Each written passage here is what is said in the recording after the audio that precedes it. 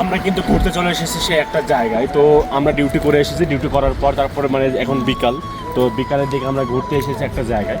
তো জায়গাটা কিন্তু অনেক সুন্দর, যে রাস্তাগুলো দেখতে পাচ্ছেন একদম একদম নিচুতে যে ঢালু, তো নিচ থেকে যদি উপরে ওঠে কিন্তু সে উঠতে গিয়ে কিন্তু অনেকটা কষ্ট হবে, এবং নিচে নামতে গেলে কিন্তু অনেকটা গড়ে পড়ে যাবে এরকমটা মনে হয়। যেহেতু ঈদের দিন, প্রবাসীদের ঈদ বলে কথা, প্রবাসীদের ঈদের কোনো একদমই কিন্তু আনন্দ থাকে না।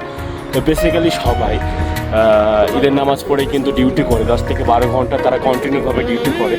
তো সেই জিনিসটা কিন্তু আমরাও করেছি, ডিউটিটা আমরাও করেছি। তো প্রবাসীদের ঈদ বলে কথা সত্যি মানে অনেকটা কষ্টের, যেহেতু যে ফ্যামিলির কাছে যারা ঈদ করতে পারে না সেটা কিন্তু একদমই সুন্দর হয় না। তারপরেও যে মুহূর্তটা, যে ঘন্টাটা আমরা পাবো সেই ঘন্টাটা আমরা কাজে লাগাবো, এবং কি এই জায়গা ওই জায়গায় ঘোরার জন্য চেষ্টা করব। তো ঘুরে যেন যে ফ্যামিলির কষ্ট, ঈদের দিনে যে কষ্টটা বুকে মনের ভিতরে এসে লাগে, যে ফ্যামিলি না ঈদ কাটাতে পারলাম না, মার হাতে সামাই খেতে পারলাম না, এটা কিন্তু অনেকটা কষ্টের।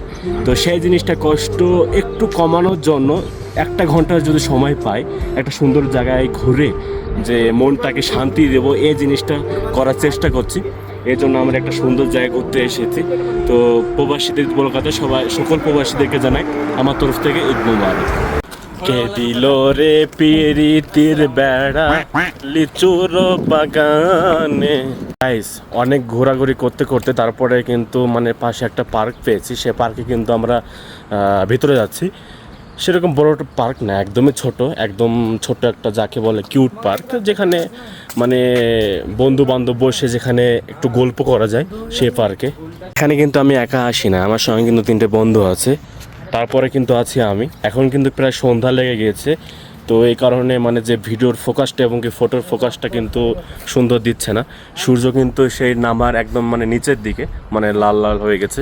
আর আমরা একটা জায়গায় চলে এসেছি, আমরা যখন পাশের মানে রাস্তায় দিয়ে যখন যাচ্ছিলাম তখন একটা বন্ধু বলছিল যে এখানে ছবি তোলা যাবে, একটু সুন্দর হবে, তো সেই জন্য চলে আসলাম। আর এ হচ্ছে আমাদের উস্তাদ গুরুজি, সে বললো যে ছবিটা ভালো হবে। তো সুন্দর জায়গাটা, যেহেতু পাথরটা অনেক বড়, মানে বেসিক্যালি অনেক সুন্দর, বিউটিফুল।